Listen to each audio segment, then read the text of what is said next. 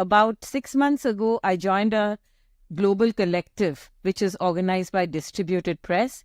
And it was a magazine called Compost.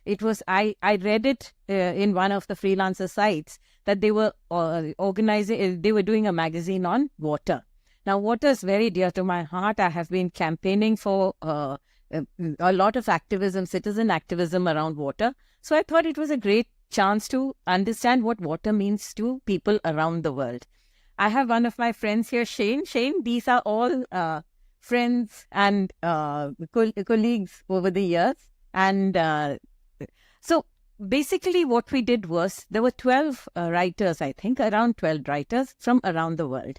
Shane is from Ireland. He lives in a town called Mayor Hamilton. And he had a local launch in Ireland a week ago.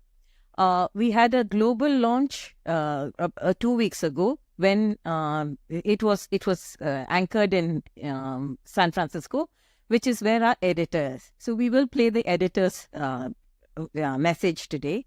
And then what happened was, everybody thought of water so differently. For somebody who was in Kenya, the waterway was one, you could reach the outer world, but it was also the place where slave trading happened, right? So she looked at it through the eyes of a slave, a former slave. For Shane, it was the puka, which is a mythological figure. And when the entire area was flooded, so what happens to the puka? So Shane will talk about that. Jakarta is the fastest sinking city in the world. So for them, the problem was how to solve the problem of a sinking city.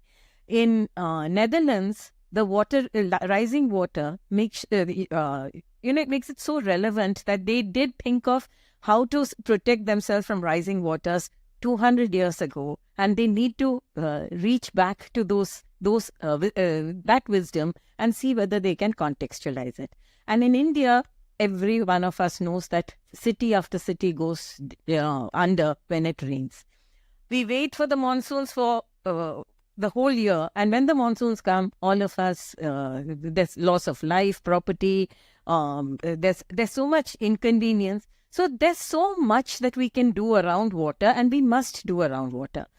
Honestly, I feel that unless there is, at least in the Indian context, unless there is water activism, where the citizens feel that it is important that we become part of this whole activity, we will never find solutions. We can't wait for governments, and that's exactly what I wrote.